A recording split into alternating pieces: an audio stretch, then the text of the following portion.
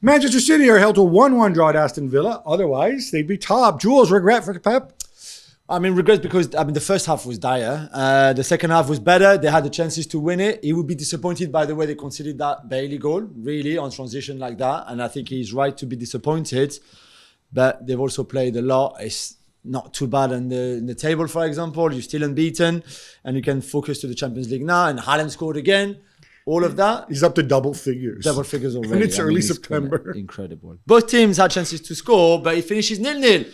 Gab in the Merseyside derby between Everton and Liverpool. It's Jurgen Klopp's worst start since coming to Anfield those 7 years ago. But hey, they did sign Arthur on deadline day. Yeah, so look, I think, this game could have gone either way. Obviously, the Connor Cody decision late on, I think was a correct decision, but so close. Who knows? Everton also hit the woodwork. Yeah, Pickford and Alisson were great. But right now, there's issues in the middle of the park. And that's why Archer is there. Fabio Carvalho played a half and then came off. They just have so many injuries. They need bodies. And I said this. Look, worst case scenario, Archer goes, eats up he's another body. He's a live body in midfield. Yeah. Best case scenario, he turns into the player that we thought he was going to be. I don't think you hold your breath on that one. But it is something I think that should have been addressed, and they need to get Henderson and Thiago back. Tottenham stay 1 point off the top of the league with a 2-1 victory over Fulham as Richarlison gets his first start. Jules, he looked good. Yeah, he looked good. He looked, so far, he came on as a super sub almost and always was up front with Kane. This time he played behind Kane with Son. And I thought he was really lively on that sort of right-hand side, created chances on the Højbjerg goal, for example. It's him. I mean, he scored that goal and then took the shirt off. I think got booked and then it was disallowed. Yeah, and then he got disallowed. Or the yellow card is staying? Oh, of course. So that's a bad one. But apart from that, it looked good. I don't know if... I think Kulusevski brings something... They're different players, but brings something that... But he has those options. But he's got those options, which he didn't have last season, for example. Chelsea also had a derby, and they beat West Ham 2-1, but this wasn't pretty to start with. Not good at all from Chelsea. And there was a ton of controversy over Maxwell Corners, disallowed goal right at the end for West Ham. Yeah, so I was at this game. It was nasty. It was edgy. I don't know that Chelsea managed a shot on target for like the first hour of the game. Terrible. I still even feel that way. Terrible. I just didn't work the setup. He started Pulisic up front with Sterling. Unsurprisingly, and I told you so, things got better when Armando Broja, the big man, Ambrosia came on. And with Chilwell, why can't Chile play? Why you got to play this Cucurella? Enough of this. Because you paid 60 million. Come on, man. You paid a lot of money for Chile, too.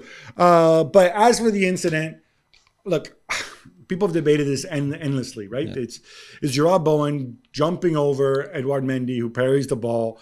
There is contact there. He leaves his leg a little bit. Does he leave his leg? Is the ball's already gone? Referee doesn't call it in real time. For me, the issue is there enough there for you to say, oh, this was a foul? I don't know. I genuinely don't believe it should have gone there. The only explanation, I think, for referring this to VAR is if the referee says, oh, I didn't quite see what happened between Bowen and Mendy. If you're not sure, then I'm okay with it going to VAR. But this is why we need more transparency. We need to know these things. Yeah, exactly. If VAR just gets involved because they want to re-referee his decision, then that's wrong. Yeah. That's why the Premier League are asking for answers, and I think they would have some sort of investigation in it. Two big deadline day signings for Chelsea, Jules. Pierre-Emerick Aubameyang and Dennis Zakaria on loan. Your thoughts?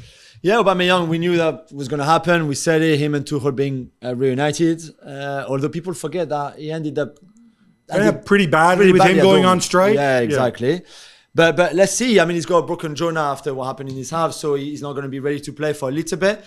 Zakaria, if he's the Zakaria who we know when he was really young, before even the last season at Gladbach, and then obviously the poor 6 months he had at Juventus... I'm happy with it. I think he can help them. Tuchel seems to think that he can play anywhere on the pitch, even as a goalkeeper. I'm not too convinced by that. But let's see. I think he deserves a chance and see how he goes. I think it's pretty obvious that they feel that they need the defensive midfielder because N'Golo Kante is made of glass at this stage of his career and probably will be made of glass until after the World Cup. So it's a loan, whatever. Aubameyang committing money to this, I think this is nonsense. I think it's nonsense. Waiting all summer. I don't see... is he a forward? Is he a center forward? Does he fit? I don't see this at all. Ivan Toney gets a hat-trick as Brentford beat Leeds 5-2. But Gab, Jesse Marsch gets sent off. Not for the first time he's lost his cool on the touchline. Yeah, first of all, props to Ivan Toney, I think he's got a real shot of going to the World Cup. He should have a real shot of going to the World Cup. I think he's competing with Tammy Abraham now to be like the anti Harry Kane or the alternative to Harry Kane. Jesse Marsch, okay, part of me wants to make fun of him because he went to Princeton. And part of me slightly feels for him. Yeah, I did. Because you see what happens, right? There's the penalty incident.